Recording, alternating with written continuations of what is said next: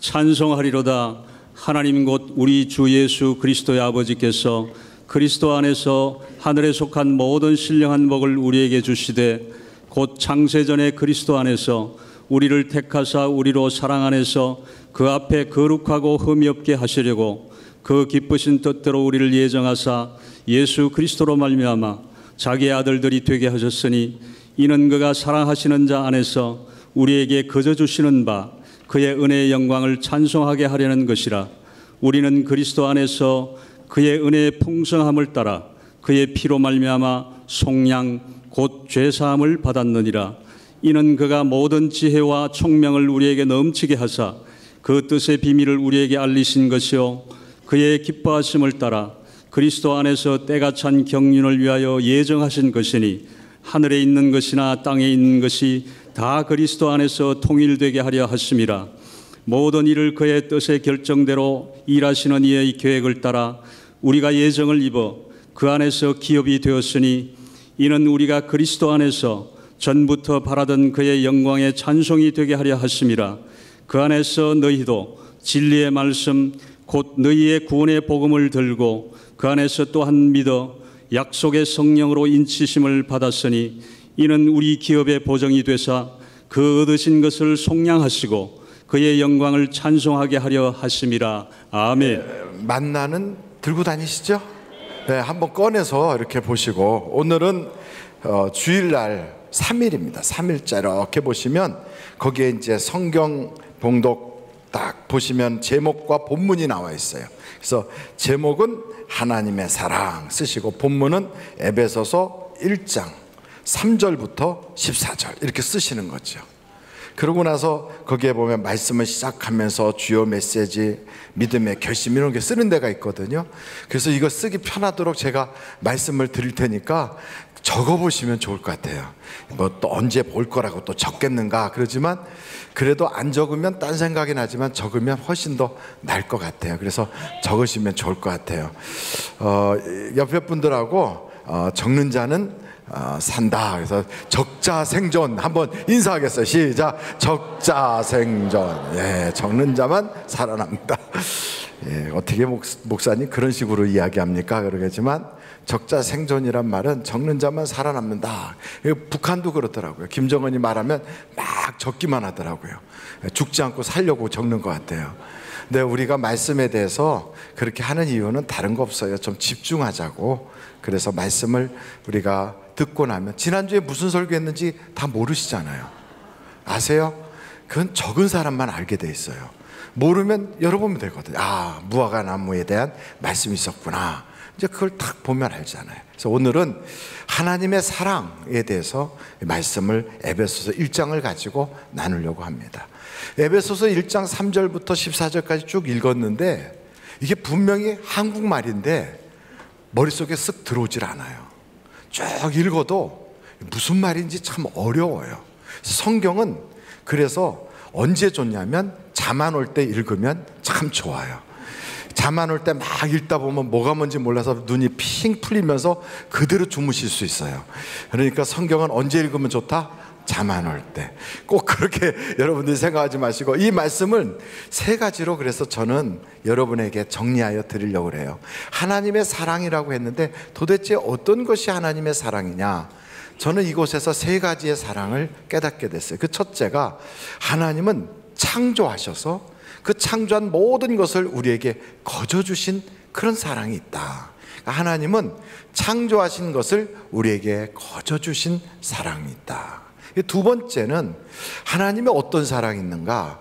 하나님은 우리를 예정하셔서 이 땅에 하나님의 어떤 심오한 계획과 목적을 위하여 보내주셨다.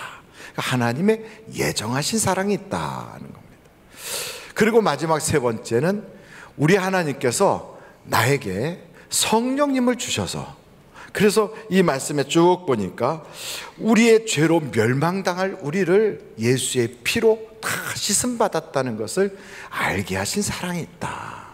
이 세 가지 사랑이 있는 거예요. 첫째는 창조하셔서 우리에게 거저 주셨어요. 여러분 태양을 돈 주고 샀습니까? 공기를 우리가 얼마를 지불했습니까? 하나님이 창조한 걸 거저 주셨거든요. 그리고 우리를 이 땅에 보내셨는데 실수로 온 것이 아니고 또 우리가 이 땅에 온 것은 우연히 온 것이 아니라 하나님께서 목적과 계획을 가지고 하나님의 아주 그 특별한 예정 속에서 우리가 오게 된 것이다 이 말이죠. 우리는 하나님이 왜 만드셨는지, 어디서 와서 어디로 가는지, 무엇을 하며 살아야 되는지도 모르고 있었던 우리를, 그 죄 속에서 멸망당하여 죽을 수밖에 없는 우리를 아무 공로가 없는데 예수님의 피로 우리를 속량해 주셨다. 우리를 건져주신 은혜를, 그 사랑을 가지고 있다. 세 가지 사랑에 창조된 하나님의 것을 거저받은 사랑, 예정 속에 있게 되는 하나님의 계획의 사랑, 그리고 세 번째 죄사함 받은 사랑, 이런 사랑을 우리가 받았다고요. 근데 그것을 어떻게 할 수 있어요? 우리가 그런 하나님의 사랑, 우리가 하나님을 본 적도 없는데, 우리 하나님을 만난 적도 없는데 그 사랑 받은 걸 어떻게 알 수 있습니까? 하고 우리에게 묻는다면 세 가지로 알 수 있어요. 그 첫째는 나에게 전도자를 보내주셨어요. 두 번째는 그 전도자의 이야기를 듣고 교회를 다니면서 하나님을 본 적이 없지만 믿어지게 됐어요. 그리고 세 번째는 하나님이 성령을 주셔서 확증하셨어요. 아, 내가 성령 받았구나. 이걸 통하여 하나님의 그 사랑을 우리가 확실히 알게 되는 거예요. 여러분, 성령 받은 것하고 저 다른 종교의 그 신내림이나 신이 이렇게 그들에게 이렇게 접신한 거하고는 전혀 달라요. 우리가 생각할 때 성령이 우리에게 임하셨다는 거나 또 다른 종교에서 신이 내린 거나 신 접신했다는 것은 우리가 어찌 보면 비슷한 것처럼 여겨지지만 전혀 다릅니다. 성령을 주시는 것은 불교에서는 없어요. 무속신앙에도 성령은 없어요. 오직 성령은 예수의 이름으로 믿음 안에서 우리에게 주시는 거다 이 말이에요. 근데 그 성령과 그러면 접신하는 거 어떻게 차이 나냐면, 여러분 접신하는 그 사람들도 보면 아, 저 사람이 진짜 신내림을 받은 사람이다, 접신한 사람이다 하는 사람은 그 보면 창문을 항상 집에 열어놔요. 아무리 황사가 심해도 창문이 열려 있어요. 한겨울에도 그 집은 창문을 열어놔요. 그렇게 창문이 열려있는 집은 대부분 신접한 사람이나 아니면 신내림을 받은 사람이에요. 이 사람들은 구슬하더라도 막 작두도 타고요, 큰 항아리 물이 찰랑찰랑 하는데 그 위에도 탁 올라가서 막 굉장하고, 그리고 예언도 하고요, 사람들의 미래도 이렇게 맞히기도 하고, 쪽집게 같이 우리의 상황을 알아내요. 아주 기가 막힌 아주 영험한 능력이 있어요. 그러면 성령은 도대체 그들과 무슨 차이가 있느냐? 성령에 대해서 신내림하고 전혀 다른데, 요한복음을 보면 성령이 하시는 일에 정확하게 나와 있어요. 요한복음 한번 여러분들이 찾아봐요. 16장입니다. 요한복음 16장 보시면 7절서부터 이렇게 나와 있어요. 그러나 내가 너희에게 뭘 말한다고요? 실상을 말하노니 내가 떠나가는 것이 너희에게 뭐하다? 유익이라. 내가 떠나가지 아니하면 누가? 보혜사가 너희에게로 오지 아니할 것이요, 가면 내가 그를 너희에게로 보내리니. 그 보혜사가 와서 어떤 일을 하는가? 성령이 오셔서 하시는 일. 8절 우리 한번 다 같이 읽어보실까요? 시작. 그가 와서 죄에 대하여, 의에 대하여, 심판에 대하여 세상을 책망하시리라. 그러면 죄란 뭐냐? 9절을 보겠어요. 죄가 뭔가? 죄에 대하여라 하면 그들이 나를 믿지 아니하며. 그러니까 성령이 딱 오시면 나에게 너 예수 안 믿으면 죄 짓는 거야, 이걸 알게 하시는 거예요. 그런데 잡신이나 다른 신내린 구슬한 사람들이나 신접한 사람들은 전혀 그런 걸 알려주지 않아요. 그리고 또 그 다음 9절을 한번 볼까요? 9절 보세요. 9절 요한복음 16장 9절이에요. 죄에 대하여라 하면 그들이 나를 믿지 아니하며. 10절 다 같이 한번 읽어보실까요? 시작. 의에 대하여라 하면 내가 아버지께로 가니 너희가 다시 나를 보지 못하며. 이 말씀은 얼핏 들으면 무슨 말인지 잘 이해가 안 돼요. 그 의가 뭔가? 세상에서는 의가 내가 열심히 잘 산 것, 행위를 가진 것, 이런 것을 의라고 생각했는데 그게 아니고, 예수님이 십자가를 지시고 날 위하여 물과 피를 다 쏟아서 죽어주시고 죄를 사해 주신 다음에 부활하시고, 그리고 승천하셔서, 승천이라는 건 하늘에 올라가셔서 하나님의 보좌 우편에서 날 위하여 지금도 기도해 주시는 것, 중보해 주시는 거, 이게 바로 의다 이거예요. 그러니까 의다 하는 것은 내 노력과 내 공로가 아니라 하나님의 의를 말하는 거예요. 이것을 성령이 내게 오시면 내 행위로 구원받은 게 아니고 내가 잘나서 이렇게 의로워진 게 아니라 하나님이 널 사랑하셔서 그런 거야, 이걸 깨닫게 하시는 거예요. 그 다음에 1절을 한번 보실까요? 11절 다 같이 한번 읽어보실까요? 시작. 심판에 대하여라 함은 이 세상 임금이 심판을 받았습니다. 이 세상 임금, 그러니까 대통령을 말하는 줄 알지만 그게 아니에요. 공중권세 잡은 자, 세상의 정사와 권세와 어둠의 주관자, 다른 말로 말하면 사탄 마귀예요. 이 사탄 마귀가 예수님이 십자가 지는 그 순간 쫓겨난 거예요. 그래서 우리는 하나님이 예수의 이름으로 악한 마귀 귀신들을 쫓아내고 몰아내라고 우리에게 심판하셨구나. 그래서 우리는 마귀가 심판당했다는 걸 믿으니까 예수의 이름으로 병마야 떠나가라, 이렇게 할 수 있는 거예요. 예수의 이름으로 더러운 귀신아 내 가정에서 떠나가라, 이렇게 말할 수 있는 거예요. 여러분, 세상은 그런 걸 알려주지 않아요. 누가 오시면 그걸 알게 돼요? 성령이 오시면. 그러니까 성령이 딱 오시면 이런 걸 알게 되는 거예요. 그래서 여러분 12절 한번 다 같이 한번 읽어보실까요? 시작. 내가 아직도 너희에게 이를 것이 많으나 지금은 너희가 감당하지 못하리라. 13절 그러나 진리의 성령이 오시면 그가 너희를 모든 진리 가운데로 인도하시리니 그가 스스로 말하지 않고 오직 들은 것을 말하며 장래일을 너희에게 알리시리라. 그 장래일이 뭐냐면 예수 믿으면 천국 가는구나, 안 믿으면 심판받는구나, 이걸 알게 하는 거예요. 그러면서 어떤 것을 하는가? 14절 다 같이 한번 읽어보시겠습니다. 시작. 그가 내 영광을 나타내리니 내 것을 가지고 너희에게 알리시겠습니다. 그래서 내 것이라는 건 하나님의 말씀이거든요. 그 주님이 주셨던 그 말씀이 성령이 내게 오시면 그게 자꾸 깨달아지게 하시고, 설교 말씀 들을 때 이해가 되게 하시고, 하나님에 대하여 내 마음속에서 알게 되는 거예요. 이게 성령님이 하시는 일이에요. 그러면 잡신들은 어떠냐? 잡신들은 대단한 것 같이 보여요. 막 구슬할 때 보면 작두도 타고, 그리고 큰 항아리 같은 데도 부쩍 뛰어오르고, 우리의 형편의 그 상황을 탁 쪽지기같이 알아가지고 이러면서 그냥 너 딸이 문제지 아주 이렇게 마치고요. 그리고 너 이러고 하고 막 부채도사 같은 이야기를 해요. 그런데 그들이 주장하는 건, 그 잡신들이 하는 건 뭐냐? 입신양명, 부귀영화, 세상의 출세, 성공, 전부가 다 이 세상에 속한 것만 알려준다 이 말이에요. 그래서 그들은 우리의 죄에 대해서도 깨닫게 하거나, 영원한 심판에 대한 것이나, 또 하나님이 마귀 사탄을 심판하셔서 예수의 이름으로 쫓아낸다는 거나, 이런 건 전혀 알려주지 않아요. 성령님이 오셔야만 우리가 그것을 알 수 있다 이 말이지요. 그래서 성령과 잡신은 완전히 다른 거예요. 그래서 저는 여러분들이 성령이 여러분에게 충만하시기를 주님의 이름으로 축원합니다. 그래서 성령을 받으면 하나님이 나를 사랑하시는구나, 이걸 알게 되는 거예요.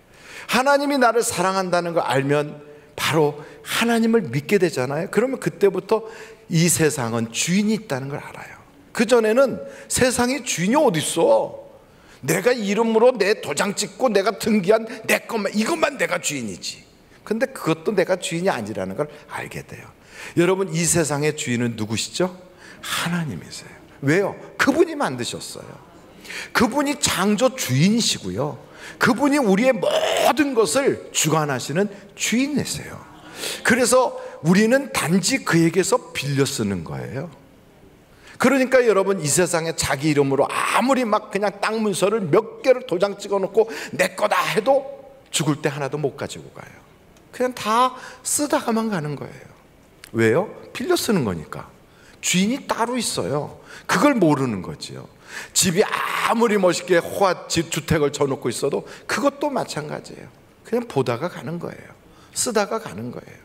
여기서부터 부산까지 KTX를 타고 쫙 달려갈 때 KTX 표를 사면 거기에 내가 몇 번 좌석이 딱 있어요. 5호차, 27번. 그러면 5차에 가갖고 27번 좌석에 제가 탁 앉아서 타고 가요. 그러나 그 좌석은 제 겁니까? 제 거가 아닙니까? 제 거예요. 언제까지? 부산에 갈 때까지. 아유, 아니라고 그러셨어요? 왜 아닙니까? 제가 부산에 갈 때까지 제 거예요. 누가 거기 앉아 계시면 죄송합니다, 이 좌석 제가 샀는데 일어나시죠. 그래갖고 제가 앉을 자격이 있다고요. 제 거예요. 그렇지만 내릴 때는 뛰어가요, 의자를? 아니, 놓고 가요. 왜? 거기서부터 거기까지 기한이 있어요. 그 기간 동안만 내가 쓰도록 빌린 거예요. 그 KTX를 제가 산 게 아니란 말이죠. 그것처럼 이 세상의 모든 것들은 하나님이 다 만드셨는데 나에게 그것을 이렇게 빌려주셨어요.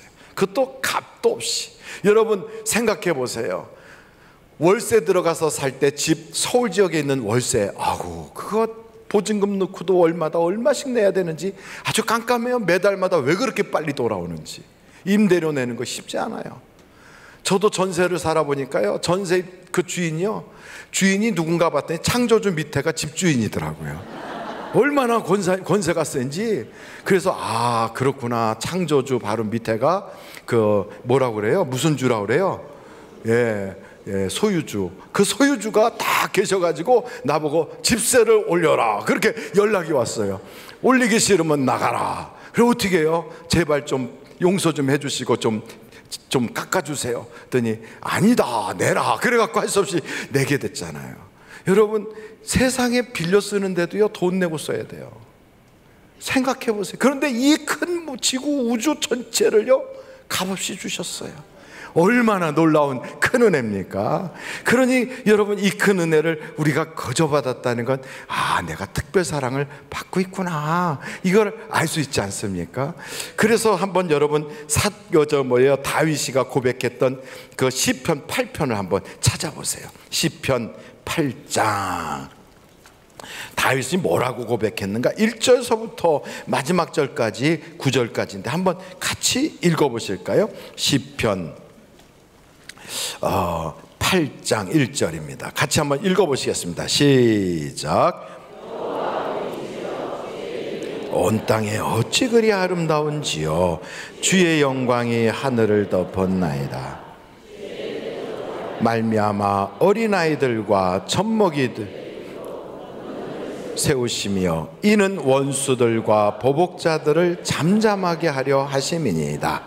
주의 손가락으로 만드신 주의 하늘과 주께서 베풀어 두신 달과 별들을 내가 보니 사람이 무엇이기에 주께서 그를 생각하시며 인자가 무엇이기에 주께서 그를 돌보시나이까.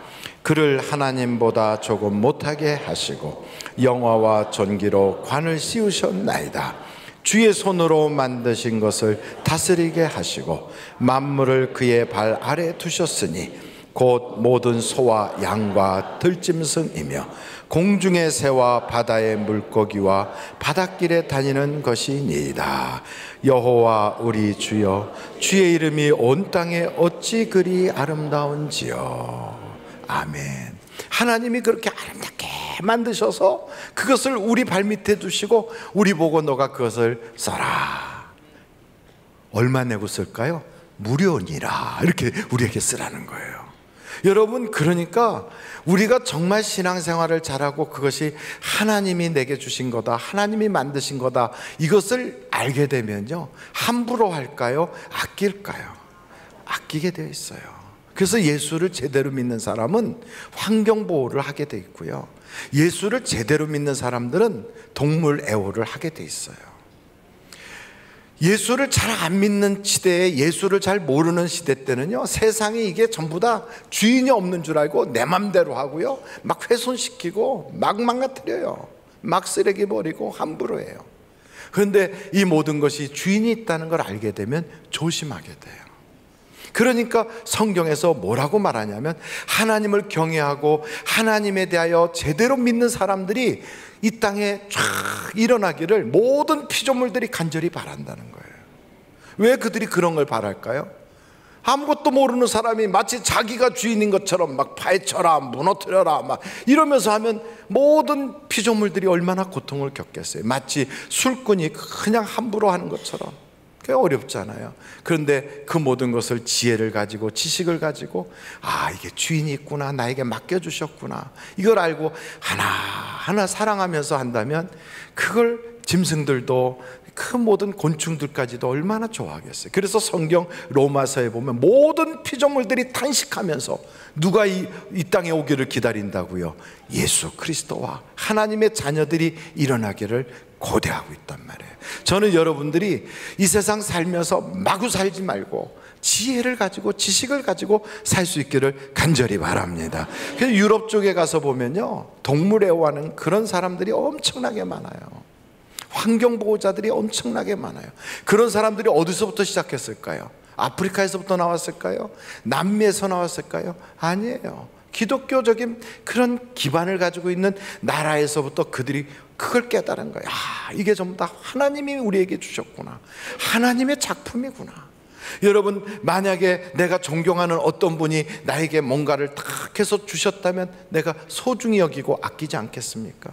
그보다 더 귀한 하나님이 내게 그냥 주셨다면 이걸 소중히 여기죠. 옛날 왕이 이렇게 내린 그런 어떠한 선물이랄지라도 이거는 왕이 주신 거라고 특별히 여기고 갑으로 여기고 집안 대대로 내려갈 때 소중히 여기잖아요. 하나님이 우리에게 주신 것을 어떻게 함부로 할 수 있겠어요? 그래서 저는 예수 믿는 우리 하늘비전교회 모든 성도들은 그 사람이 사는 주변이 다 예수 믿는 우리 하늘비전 성도들 때문에 행복해지고 깨끗해지고 다듬어지고 아름다운 꽃동산이 되기를 간절히 바랍니다. 그래서 물고기도 좋아하고 새들도 좋아하고 송충이도 좋아하고 다 좋아하더라고. 얼마나 송충이가 좋으면 우리 보고 춤추겠어요. 이렇게 무당벌레도 좋아하고 막 다 좋아하더라고. 여러분, 그 모든 곤충들까지도 살기 좋은 나라가 되는 게 그게 사람 살기 좋은 나라가 되는 거예요. 그것들도 살 수 없으면 사람 살기도 어려운 거예요. 새들도 살지 못하는 땅에 사람이 어떻게 살겠어요? 꿀벌들이 살지 못하는 그 땅에 어떻게 사람이 살 수 있겠어요? 그래서 우리는요, 예수 믿는 사람은 마구잡이가 돼서는 안 돼요. 조그만 미물이라도 아끼고 사랑하고, 우리가 비록 앞으로 잡아서 우리 도축해가지고 소고기를 먹고 돼지고기를 먹는다 할지라도 그것들도 생명이 있음을 알고 아끼고 사랑해주고 보살필 줄 알아야 돼요. 그래서 저는 우리 하늘비전교회 성도들이 하나님을 아끼고 사랑하는 마음으로 환경과 또 자연과 피조물들을 돌볼 수 있는 하나님의 그 형상을 가진 여러분들이 되시기를 간절히 바랍니다. 두 번째는 이 말씀을 보면서 하나님께서는 우리를 향하신 계획이 있구나, 그것을 우리 하나님이 예정하셨구나. 언제요? 창세전부터.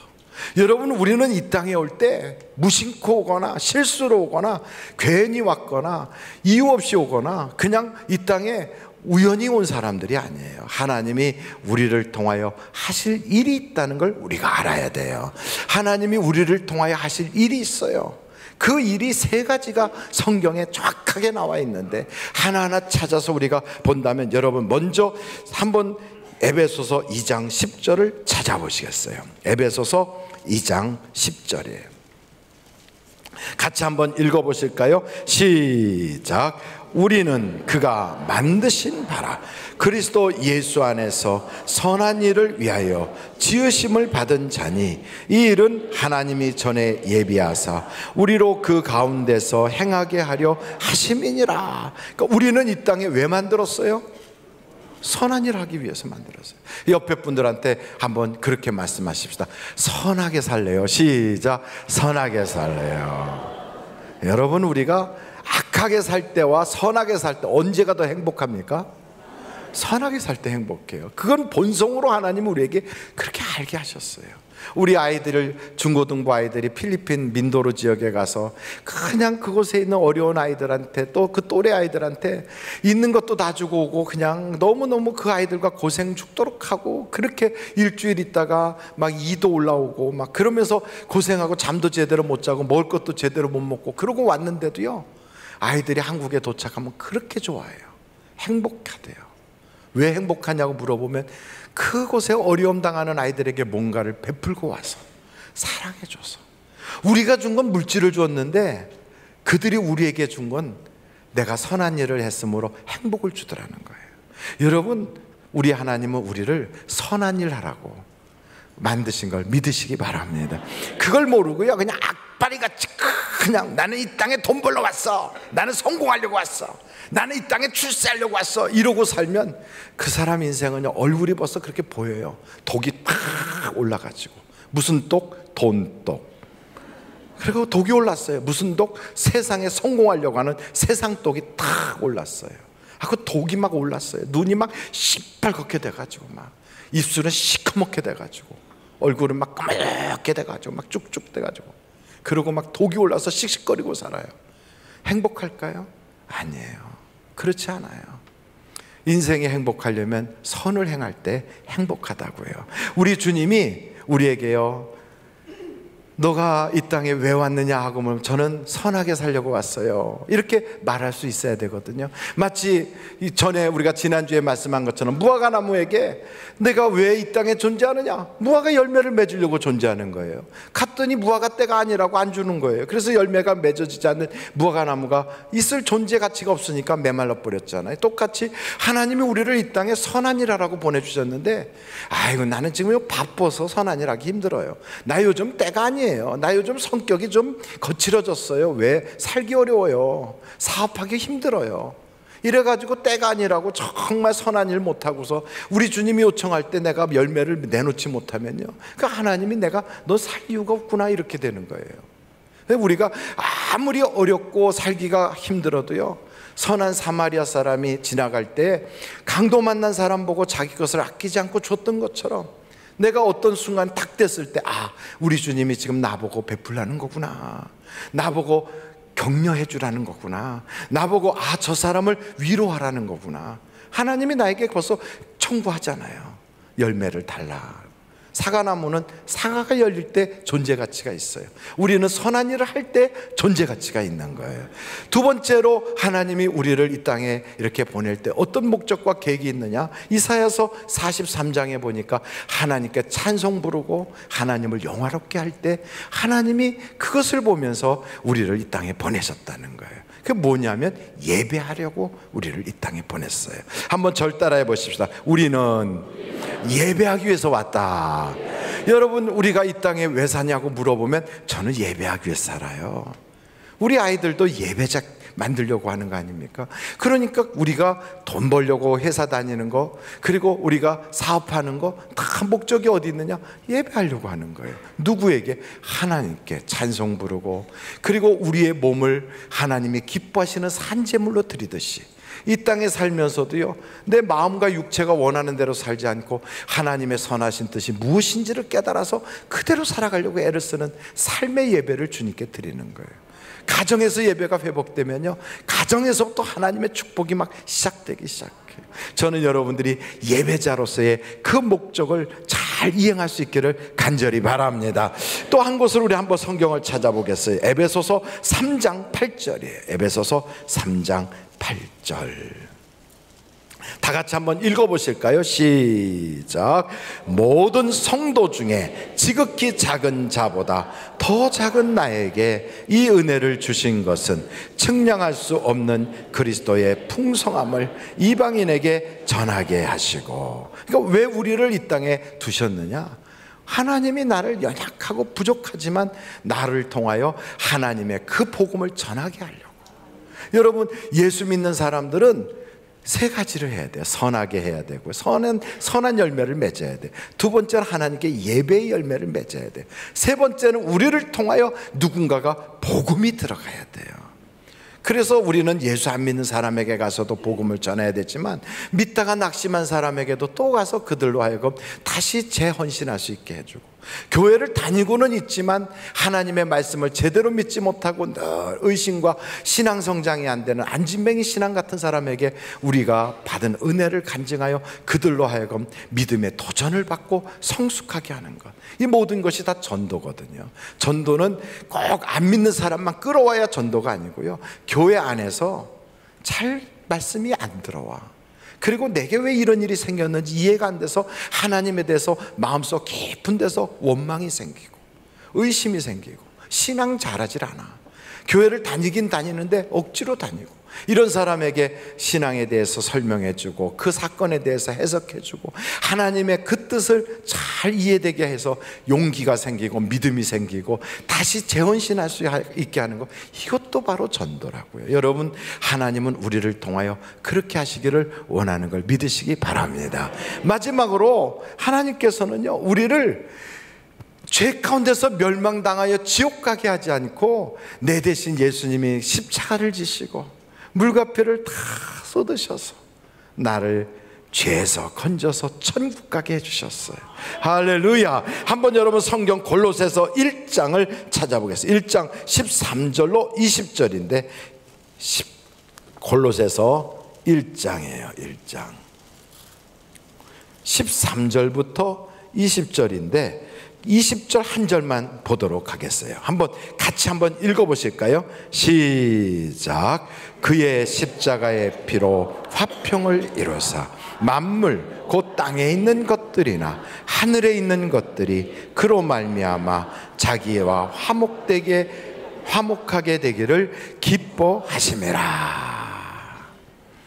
여러분, 우리가 영원히 지옥 갈 사람인데 예수님께서 우리를 위하여 십자가 지심으로 누구든지 그를 믿는 자는 멸망치 않고 영생을 얻게 해주셨어요. 여러분, 이거를 우리는 큰 은혜로 여기질 않더라고요.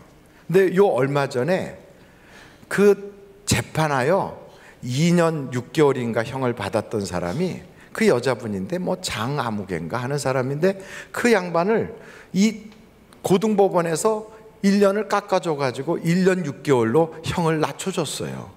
그랬더니 그 형이 낮아지니까 그것도 감격스럽고 자기 처지가 너무 슬프고 두 가지가 막 교차해서 그랬는지 막 그 재판 끝나고 나가면서 뛰어가면서 막 울면서 나가더라고요. 저는 그걸 딱 보면서 2년 6개월 살 거를 1년 6개월 1년을 감해줬다고 눈에서 눈물이 쏟아지는구나. 우리는 1년 감해진 게 아니라 영원한 지옥인데 그곳을 면제시켜줬어요. 이거 얼마나 놀라운 일입니까? 거기서뿐 아니라 그냥 면제가 아니라 신분을 확 바꿔서 마귀의 노예살이를 해야 될 우리를 하나님의 자녀가 되게 해줬어요. 그리고 우리에게 공로도 없는 우리들을 천국의 백성이 되게 하시고 하늘나라의 입주권을 우리에게 주셨다고요. 여러분 생각해 보세요. 강남 3구 해갖고 서초, 강남, 송파 해갖고 이 지역의 집값이 얼마나 막 천정부지로 올라가요. 어마어마하게 비싸요. 아까도 말씀드렸지만 월세 사는 것도 끔찍하고 전세 살아도 2년이나 1년에 한 번씩 돈 올려라 막 이렇게 막 집주인이 막 연락하면 꼼짝 못하고 나중에 견딜 수 없으면 보따리 싸가지고 저 멀리 이사해야 되는데, 서울이라고 하는 그 울타리 안에만 사는 것도 이렇게 힘들다고요. 그런데 생각해 보세요. 그게 아니라 천국에 하나님과 함께하는 그곳에서 영원히 살 수 있는 그 복을 우리에게 거저 주셨다는 거예요. 이거 얼마나 감사합니까? 이렇게 큰 은혜를 받았으면서도 교회 다니면서 원망하고 불평하고 그리고 감사가 없고 손해본 것처럼 피해의식에 꽉 찌들어서 사는 그 사람은 하나님이 어떻게 그에게 은혜를 담아줄 수 있겠어요?